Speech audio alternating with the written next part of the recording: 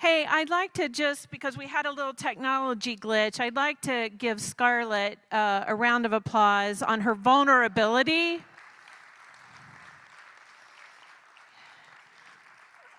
You know, to be that age and feel vulnerable enough to share her mental health journey.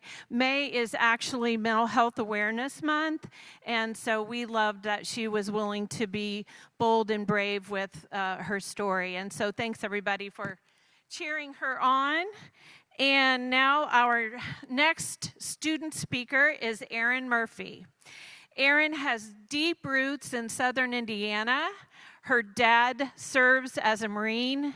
I don't know if he's still serving. Marine Corps veteran, who served 4 years in infantry while in the Middle East. So our hats off and thanks to Erin's dad for his service. And he inspired Erin to join the Young Marines, which I think is so incredible.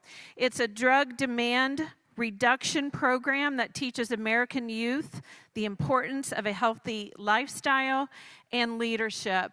And man, what a timely message this is today. So this is how Erin learned to be a leader and how she's been fostering her desire to lead. And so let's give a warm welcome to our next student speaker, Erin Murphy. So, we all know someone who's gone down the rabbit hole of drug use. Unfortunate, but true. And you may have been lectured on the negative effects of drugs enough times for this talk to be completely white noise. But it's my goal to do all that I can to fight drugs, so listen up. My main focus is THC, which you may know is found in marijuana or pot. And there are many different forms of this. I'm sure everyone has heard of vapes, specifically those containing THC. There are also gummies and edibles infused with this stuff. Kids on the West Coast mostly, where the substance is legal, are getting sick from mistaking their parents' gummies for safe candy. Good evening. My name is Young Marine Staff Sergeant Murphy, and I'm with the Seymour Young Marines, a program for kids ages 8 to 18 focused on keeping America's youth off of drugs and teaching us to be outstanding leaders in our community. I've seen an abundance of drug use in my lifetime, and considering my age, that says a lot. Kids my age, even younger, and schools everywhere are being caught using drugs, especially THC. So parents, you may say, my kid would never willingly ingest THC. Well, remember the example I mentioned earlier with the kids accidentally eating the gummies? That could very well happen with middle schoolers. What I mean by that is, a kid wouldn't tell their parents that they ate their candy. This is because they know they'll get in trouble. So if they unknowingly eat edibles, they're not going to tell any parents or adults, which would lead to them getting seriously hurt. Kids my age are the same with knowingly using drugs. They might vape, and since they think it's fine, they won't even think about telling their parents. So it's clear that kids shouldn't be doing it. But what about adults? Why is it so harmful? Well, THC is known as a gateway drug. A gateway drug is a substance that isn't as harmful, keyword as, it can still do a lot of damage, but it's not the same as other drugs. However, using this can lead to more lethal drugs, such as cocaine. Even though it's only a gateway drug by itself, that doesn't mean it can't do some heavy damage to your body. Statistics show, however, that marijuana isn't usually the first used drug of the average person. But we need to be cautious of this. It has the potential to be. Let me explain. It's actually alcohol, which makes a whole lot of sense. Raise your hand if, in your childhood home, your parents had alcohol. This is completely fine. No judgment. However, this is because alcohol is widely normalized. Think about it. We have bars and pubs everywhere. You can even order a beer at Six Flags. You can go to almost any restaurant and ask, what's on tap? We don't see this as much with marijuana, though. There are stores popping up in legal states, and I think we'll see a rise of this in the future. We saw the same with coffee houses in the 17th century. Those who dared to sell coffee would be tossed in a burlap sack out to sea. But nowadays, you can find a Starbucks anywhere. We're already seeing a rise of this with THC. Every time I scroll on social media, which is a habit to be discussed another time, I see an advertisement for edibles. And a total of 24 US states allow recreational hemp use. Let me note, recreational use is very different than medical use. I believe that if prescribed cautiously, it can be beneficial. That is only for people who need it, though. My dad, a US Marine Corps veteran, has buddies who came back from battle with severe PTSD.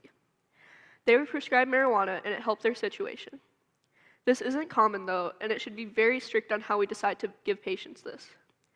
Recreational, on the other hand, isn't for people who need it, it's a want. And marijuana is being popularized at that sense at a very scary rate. So, what's bad about THC itself? The National Institute of Drug Abuse lists several long-term disorders related to the use of marijuana, such as schizophrenia and suicidal thoughts. Is that it? No. I have multiple friends that have been hurt by this substance, hospitalized even. This affects lives. This can lead to someone taking their own life, and even children are affected. A popular thing now is THC carts and vapes. Carts are the little thing of liquid that's vaporized when in use. Hence the name vape. Now, I'm sure most of us have watched the news lately, and have seen the massive wave of illegal migrants entering our country. I'm not here to say they're horrible or give my political opinion on any of that. That's not as important as the kids that are affected. Back to what I was saying. With a tsunami of immigrants, there's also been a wave of fentanyl following.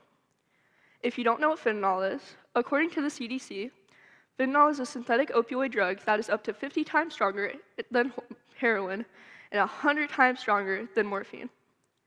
Also, according to the CDC, fentanyl and other synthetic opioids are the most common drugs involved in overdose deaths. Even in small doses, it can be deadly. Over 150 people die every day from overdoses related to synthetic opioids like fentanyl. Let that sink in. In 2022, according to Statistia.com, there were 21,156 reported cases of murder or non-negligent manslaughter in the US. That number is 1/3 of the amount of people who die from overdose of opioids. Granted, that's a global compared to a statistic that applies to the US, but it should not be that high. This is a severe problem. People are putting this drug in vape cartridges, the same things that kids practically everywhere are getting caught with. According to the CDC, 4.6% of kids in 7th and 8th grade combined have been caught using an e-cigarette. In high school, that percentage more than doubled. 10% of high school students. That number is 1 in 10. That's wild. Knowing all of that, why would kids turn to drugs in the first place? Well, according to JAMA, peer influence plays a pivotal role in the annotation of tobacco and drug usage. We hear a lot about peer pressure when we talk about drugs, but just how influential is it? According to MNHS, 85% of high schoolers have felt peer pressure. 80% of teens began smoking due to peer influence, and 75% have tried alcohol due to it. Could you imagine how this would look with THC? While I couldn't find any studies with that specific information, the wide normalization of THC, and vapes mostly, in high school points to a similar result. Vapes are also marketed in a way that makes them more appealing than other drugs. They come in a variety of fun flavors to mentally separate users from the harmful substances that they're actually putting in their bodies. The fact that teens are able to find ways to get normal nicotine vapes is alarming in itself. The legal age to buy one in the US is 21 years of age. So how are minors able to get a hold of these? They usually get them from their friends or they steal them. Think of your local gas station. Plenty of sources of nicotine are out on display. Perfect to grab. How could we fix this? We should make it a federal law that devices containing nicotine or cigarettes be locked behind the counter out of reach. That'll help the situation a lot. Not to mention, e-cigarettes themselves, even without THC, contain acrolein, which is used in herbicides. Kids are inhaling this. So instead of worrying about what we're triggered by, worry about what's actually happening. Start being involved in your kids' lives. Pay attention, teach them, and advocate for learning about drugs in the classroom. The school curriculum touches on teaching about drugs, but one chapter isn't enough. More in-depth teaching needs to happen to make a much greater impact. If you want change, write to your local senator. Tell them that this is a problem that needs to be stopped. They have the power to fix it. Ask for laws to prevent teens from getting their hands on these. And since they represent us, you have the power to vote to fix it. Lastly, according to G.I. Joe, knowing is half the battle. So we should be arming ourselves for this war. And that comes with building a level of trust with your child to the point where they can come to you about any drugs or danger they put themselves in. That may seem like a lot, but listening is the first step to change. So thank you so much. Y'all were great. Have an amazing night.